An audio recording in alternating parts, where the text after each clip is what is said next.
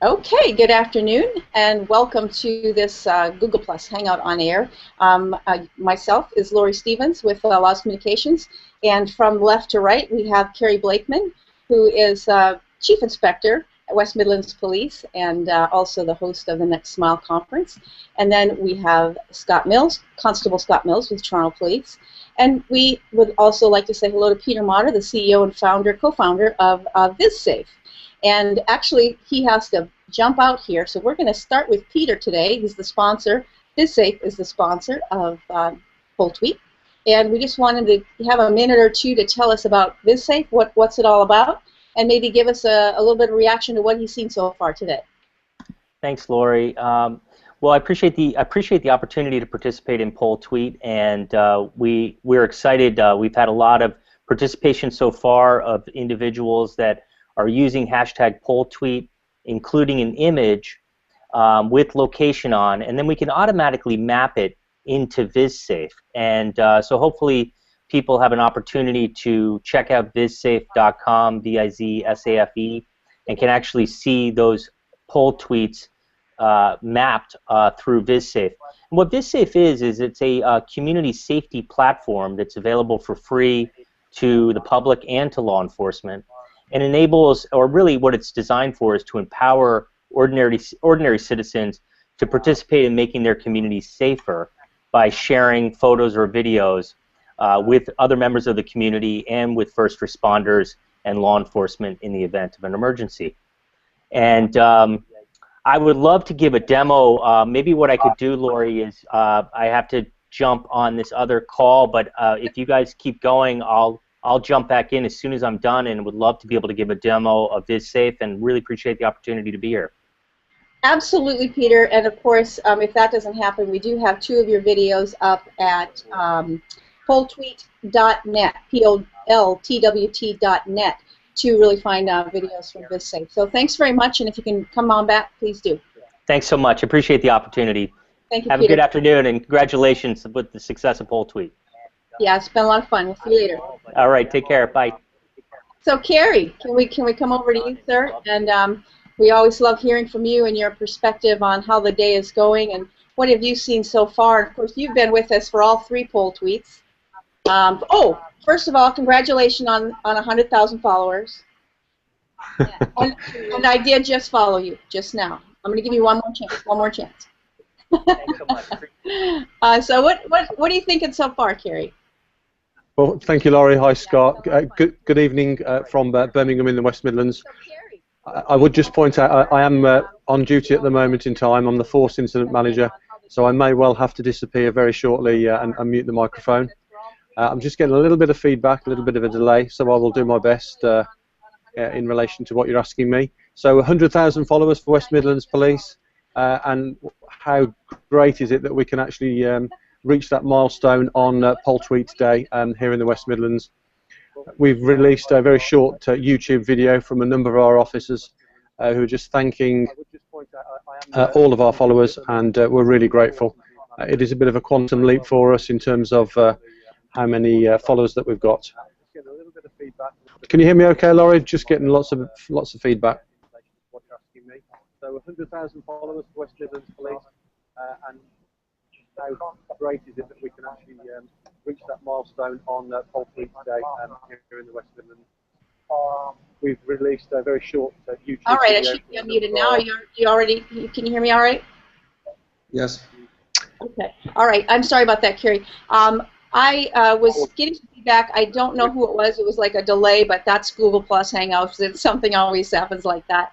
So, so how do you see Poltwt having changed from now? You know, we had 2 last year, and this being the only so far this year. Is it different? Do you feel like some of the agencies are a little more sophisticated in what they're doing? Yeah, it's really good to see law enforcement agencies from around the world who are just really realising the benefits that it has to each agency across the world. Can you hear me all right? Yes. All right, I'm sorry about that. Okay. Hey, Scott, how about let's hear your perspective on this. If you can figure out where that feedback is coming from. That I'm would be trying to helpful. figure it out, but it's. Yeah, I'm going to go ahead and mute myself here in a second, but we'd love to hear from you if you wouldn't mind looking into the camera and just sort of giving us your perspective on how it's gone so far. Well, I've We've been. got a lot of participants up there out of the Toronto area, I know that.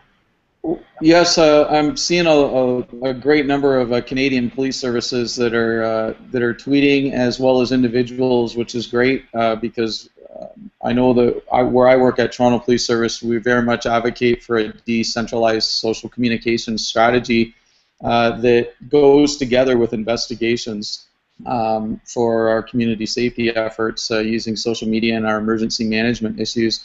And I'm seeing some really great things out there on Poltwt hashtag today. Some of the best things I'm seeing is that a great improvement on real quality and valuable content that's being put out there to solve cold cases. I know for a fact the Halton Regional Police, for instance, have put extensive work into planning for this event and delved into their major case management system, case files, and they're really trying to push it out on this hashtag, which has resulted in some traditional media coverage all over the area. And I really hope that might lead to that one tip that's needed to solve some of these cases and get some answers for families that even 30 years ago have lost a loved one to a crime. So I commend everybody that's putting great content out there. Tell us more about how Halton is doing that. I know, and I see it from a lot of forces with this effort on cold cases, because obviously there's this opportunity now to get the details of various cases in front of millions, if at least tens of thousands of people, where we didn't have that opportunity before. But what is the crux of the effort that they're at Halton, and how many cold cases are they working, and what are they doing specifically today during Poltwt? Specifically today, they're tweeting a lot about different cases, and they're trying to tag community members as well as other police services where there might be a nexus for their case, because oftentimes they travel across jurisdictions. And it's essentially just caring and never forgetting is what they're doing. And the major case manager over there is Detective Sergeant John Manns, and he's very passionate about all this, and he's recruited some officers to help him that both do this on a regular basis, as well as some younger officers that are really keen to learn investigative techniques and get right into the cases. So he's really empowered a team approach and just trying to use all platforms. He's got YouTube videos going and Twitter, and he's putting stuff out on Facebook, and he's got all of the other parts of the organization that tweet, doing it along with them, along with a whole lot of other stuff. So I think you're going to see that the Halton Regional Police are quite vocal today, but they're also putting out some very valuable content, and let's just hope that it works and it triggers somebody's memory, and they make a call to the police, or they submit that anonymous Crime Stoppers tip, and it leads to a positive outcome. I've got a little bit of a curveball for you, but I'm knowing you've given this a lot of thought anyway. But what do you think is going to be the effect of social media and technologies like VisSafe for future solving of homicides in particular? Do you think it's going to be, I don't know, just because of the crowdsourcing possibilities? Do you really think that we're going to make a huge impact and maybe have fewer of these long-term investigations going on? Well, I truly do believe that. In Toronto, where I work, I think we've got 539 unsolved murders since 1921, and I've been working very closely with Detective Sergeant Brian Borg and Staff Sergeant Darla Tannehill and their team, and on a strategy for all of this. And as well, just other services are looking at it. I mentioned Halton there. They're really anxious to actually go out and tweet a live homicide investigation as it comes up. So there's lots of good things happening, but it's not really about geotags or or cultivating data, it really truly is about relationships, treating people right, and reaching out to people in real life, and then connecting with them and using social media as the connector tool. It all comes back to people, and the more tools you have is obviously a benefit, but it comes down to human resources and will and people, and you really need to get out front when something happens to canvass the digital crime scene. And if you do canvass the digital crime scene in a timely fashion, chances are you're going to have that one more tool in your tool chest that could provide the key information you need early on in the investigation, and it won't become a cold case. So it's definitely worth looking into doing all this. I kind of see VizSafe as just one of those a really sophisticated tool for helping you do that canvassing of the digital crime scene. But of course, you're right. If you haven't built those relationships, it really isn't going to matter too much if you don't have that support there from the community that want to help you. I want to switch over to Kerry a little bit, and I know that he's had some really interesting exercises going on at West Midlands Police recently. It was sort of a portrayal of a murder investigation, I believe, and also Superintendent Payne did something a few months back. If you could tell us a few of those stories about an investigation, a homicide investigation that he was working. Certainly. Apologies, Lauri. I've got some problems with the feedback, so I've rejoined you, and I'm assuming that you can hear me okay now. Absolutely, yep.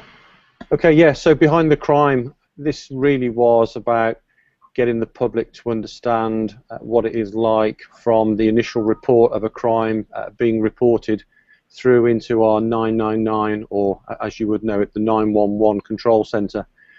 Actually, what is the call that we received? What is the responsibility of the call handler?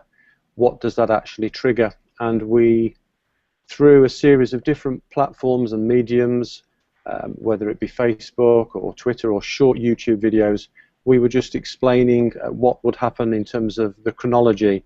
So the initial call, officers would be dispatched, we'd be looking at what we found at the crime scene, we'd be looking at what we call our FSIs, our forensic scene investigators, looking at the effect on the local community, what their concerns would be, what local officers would be doing. Social media then to carry all of that out? I think really what we had done is we'd taken a number of actual live investigations and we'd modelled the behind the crime around our learning from that. So it was able to show the public exactly what was going on, what are the considerations, and ultimately the person that's in charge of that investigation is the senior investigating officer, and it was Mark Payne who was that officer in that particular case. I had myself muted there. Can you take us back then to a few months prior to that real case that the superintendent was working, and sort of bring us up to date on the status of that? And I know you had a lot of video work going on with that investigation. Yeah, is that, just so that I can clarify, is that the one that Mark was leading on in relation to the stabbing of an Asian gentleman? Is that the one that you're referring to? Yes. Yeah, clearly that obviously caused a lot of concern within the community. I'm pleased to report that an individual was arrested and subsequently convicted at court, both of the murder of the gentleman, the victim, I think it was Mohammed Salim, and also the offender that was found guilty was also responsible for a number of bombings at mosques around the West Midlands area. So a big impact in terms of the family, the local community, but again, you know, helping through the medium of social media, that did play a part. Social media will always play a part in these major investigations.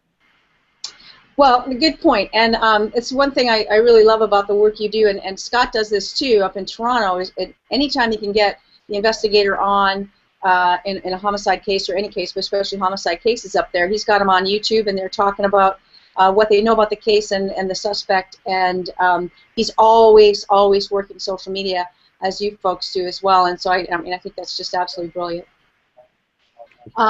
Scott, let's talk about something that you and I talk about a lot, and that is the whole the separation, traditionally investigations and communication side of the house being really separate. And you and I both agree that really the more that they can be combined and not housed separately physically, and also not work separately in a police service, the better. And in particular, what we saw happen in the RCMP shootings in Moncton a couple of weeks back. What did you observe there? And I know you and I talked about it, so I kind of know what the answer is. But what did you see happen there? What was the positive in what played out in Moncton? Well, first off, condolences to the officers and their families and their colleagues in that tragic incident. We lost some quality officers there, and really put the community of Moncton into a terrible tragedy that's going to take a long time to heal. But essentially, you know, they were using communications right off the bat for an armed gunman that it was a manhunt for, that had shot and wounded and shot and killed numerous police officers in a fairly small place. And they were out on social media giving the community directions, putting their fears at ease. Even though there was some fear in the community, there was clear directions on the communications.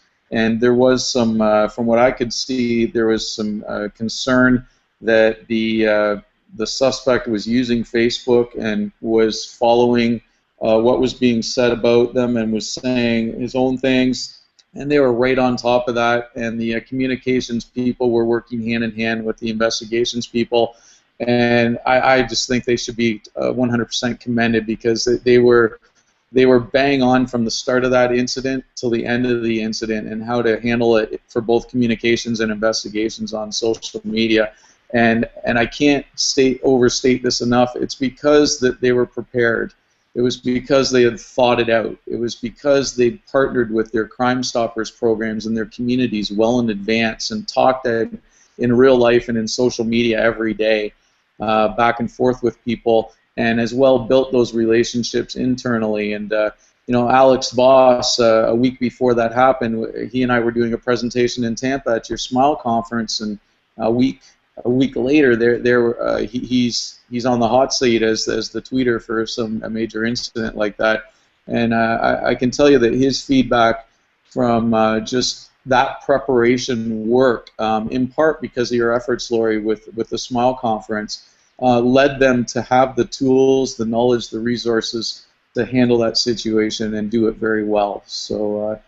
Yeah, well, I know that the training they've received up there goes back a lot longer than the Small Conference, and of course you delivered some excellent training to the Crime Stoppers group up in Halifax a couple of years ago, and it's all grist for the mill, right? It's all, we always talk about how it's this process everybody has to go through, and it's an inch at a time, and boy, it sure was cool to be sitting in my seat watching what was going on up there, knowing that Alex was behind it, and I could see just exactly what he was doing. And to your points, you're absolutely right. It's couple of my soapbox, topics is you got to be thinking about it ahead of time, as you point out. You got to have that strategy, and you got to be listening, because they were very well aware that people were talking on social media about potentially where the officers were positioned and things like that, and they saw it, and they got on it immediately, and of course asked the people to stop, and they did, and I mean, it's little things like that could potentially be a very big thing and have a negative effect on the outcome of the event. So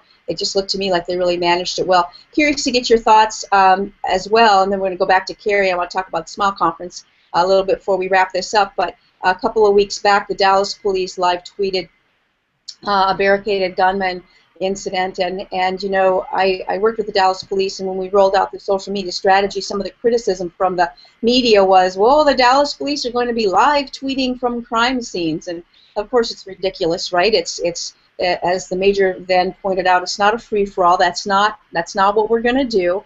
But it was the Major Garon, who was at the helm of live tweeting that barricaded gunman incident. And what's your take on all that?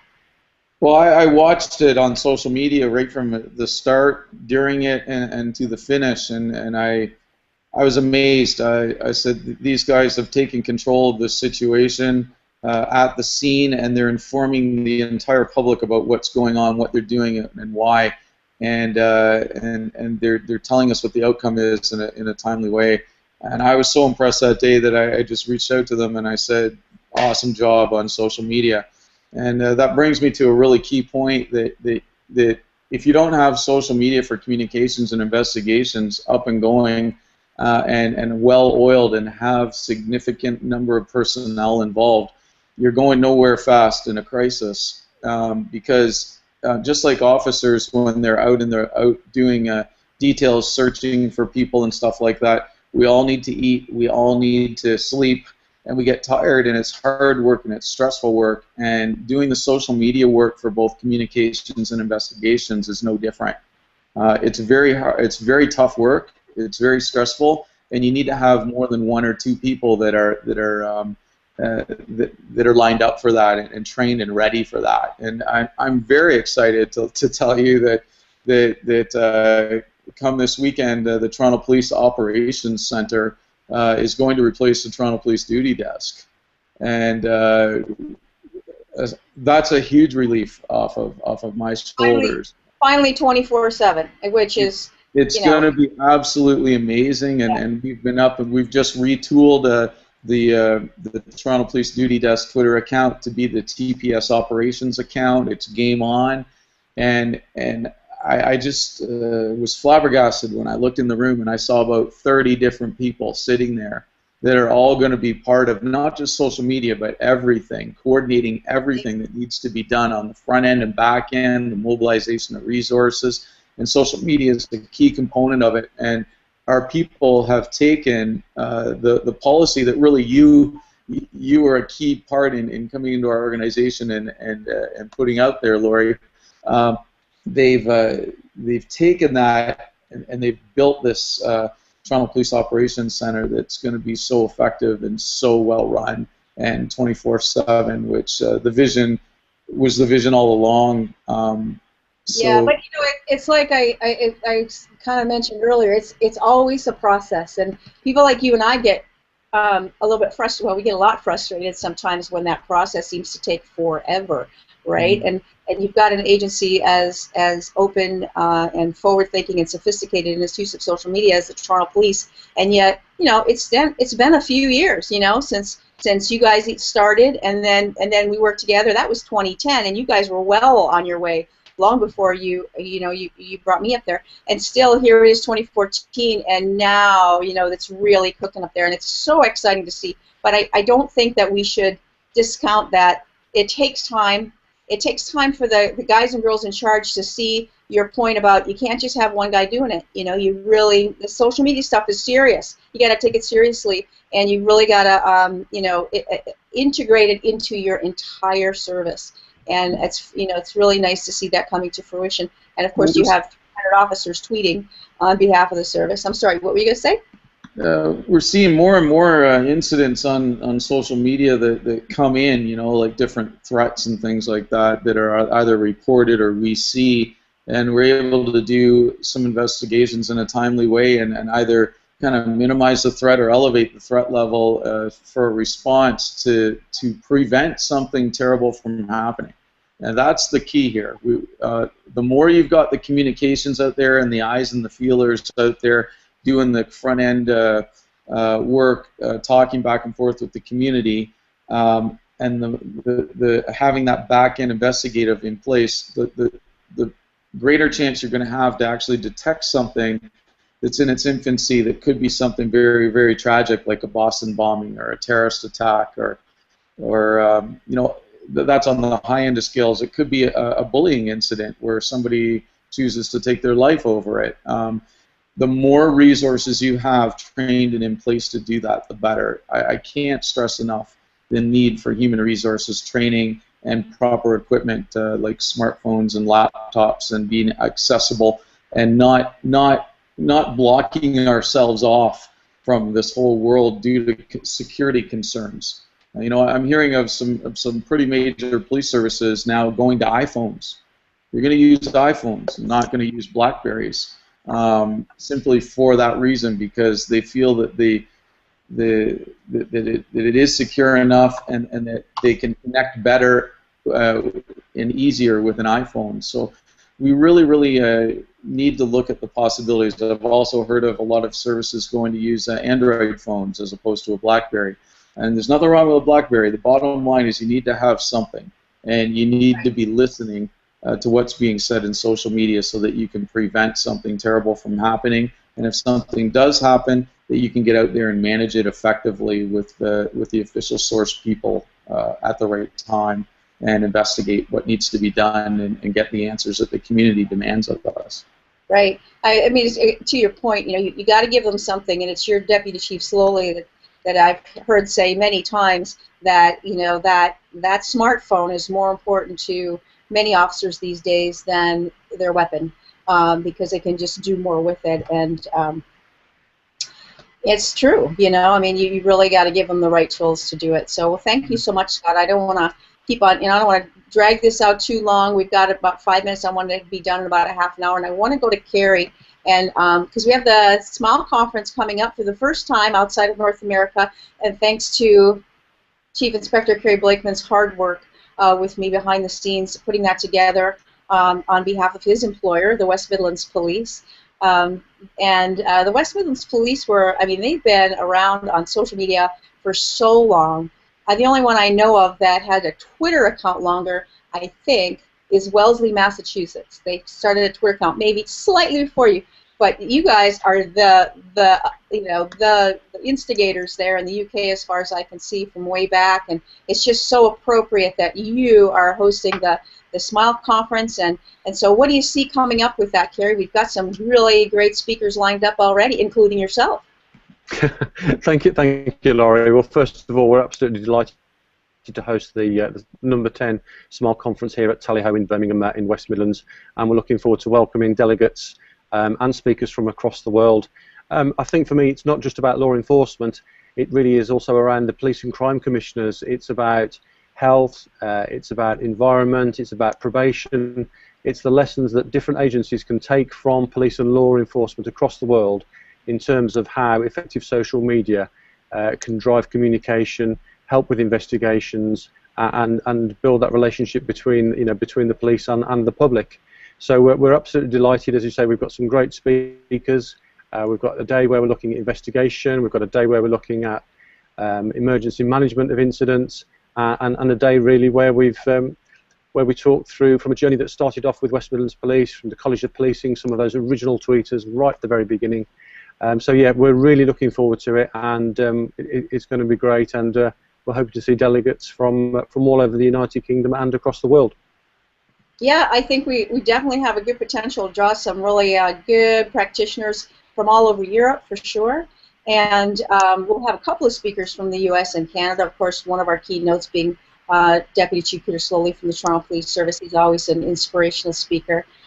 Just confirmed the other day, a very impressive woman who's a former law enforcement officer, and she's now the law enforcement liaison for Airbnb, which is this, as you probably know, this sort of grassroots service to, especially for young people, to rent a room in a private home, but there's crime that comes with that, and she's going to talk about this, what she calls the new ecosystem of the sharing society, or community, or economy rather, sharing economy, and sort of what's come of that with crime, and how she's working with law enforcement and what they're seeing, and all this kind of new kinds of crime or new ways of investigating and how they're cooperating with law enforcement. It's going to be a very interesting presentation, I think.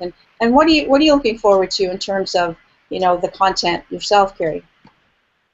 I think for me, because this is the first time that SMILE has been held outside of the United States, I think really for me it's around the investigation and what products, what tools are out there, both in terms of criminal investigation, but also the kind of tools that we can use to just actually see what people feel, to try and assess tensions within social media. What are the public saying about a particular event? It might have been something that's quite newsworthy. What's actually happening in our local areas, and what's the chatter on social media. So I think that will be really good, really something that will be very, very interesting, and I think we just really need to get a grip about what's happening. You know what I'm really hoping that we can get out of it too is just on the strategy side. I'm really hoping to set it up so that we have a perspective from elsewhere in Europe other than the UK, and then Amanda Coleman from Greater Manchester is going to do, she's going to kick us off, in fact, the very first presentation on the strategy and why strategy and all of that from Greater Manchester. and I'm trying to twist somebody's arm at the Dallas Police to come on over and talk about their kind of approach to strategy, and so we can see, you know, how people across the world are doing things differently, and you know what's strong over here that each person, each group can learn from. I think is, for me, that's always really exciting. And don't forget, we have the Connected Cops Awards. We'll be announcing those on the morning of the second day, and so that's always really exciting and real, I think, inspirational. And I also think in terms of different ways that, you know, countries legislate and use law, and that will vary from America through to the UK through to Europe, and it's understanding the constraints, you know, in America, constraints in the United Kingdom, and actually what to. So there will be different aspects and different understandings. So I think it'd be great in terms of hearing the speakers, networking, and just understanding, you know, how things can develop. Lauri, I am live. I am on duty. I've just had a message to say that I do need to actually look at an incident that's ongoing. It's not something. It's not something that I really can share with at this moment in time. But as the Force Incident Manager, I really need to just have a look at that matter. So I'm going to have to say cheerio. Thank you. It's great to have been part of Poltwt. Really looking forward to hosting Smile Conference. Smileconference.com. All the details are on there. As you say, speakers are being added. I think for this event is people can come to 1 day or 2 day or all 3 days, and we've not done that before. But I know you got to go, sir. You got to go take care of that real job you have. So you can go ahead and do that. And thank you so much for being with us. And I think we're going to call it a hangout anyway. Thank you, Lauri. Bye, Scott. On that note, all right. Thank you, Scott, any last words from you, sir? Just sharing my screen here. I just had an additional comment to who's going to be presenting on topics that are of significance over at the Smile Conference United Kingdom, and this is Inspector Michael Brown. He tweets us mental health cop, and we're still not there with dealing with mental health issues with police. We can do better. And I'm really looking forward to hearing what Inspector Michael Brown has. He's the most followed police officer in the United Kingdom on Twitter. He's got almost 21,000 Twitter followers, and I think that's where the next dialogue needs to happen. So. Muted myself again. There we go. I am also very much looking forward to hearing the inspector speak. He's probably, I think he was the first person that I booked when I was over there some months ago, and I had the opportunity to meet him in person. And he's a pretty impressive man, and his work is phenomenal. And so we're going to learn a lot from him. And great collaboration there, hopefully, between what he's doing, what you're doing with real-time crisis up there in Toronto, and it's all about connecting cops, right? So I think with that, we'll say goodbye. And as always, my friend, you're always there for me. So thank you for pulling this hangout off today. And hopefully, we'll get a few people take a peek at it. And we'll see ya. We'll see you later. Take care, Lauri. Each one, teach one, and thank you everybody for being involved in Poltwt. It's a very valuable day, and it's a lot of work put in by a lot of people. So thank you, everyone. Thank you, Scott.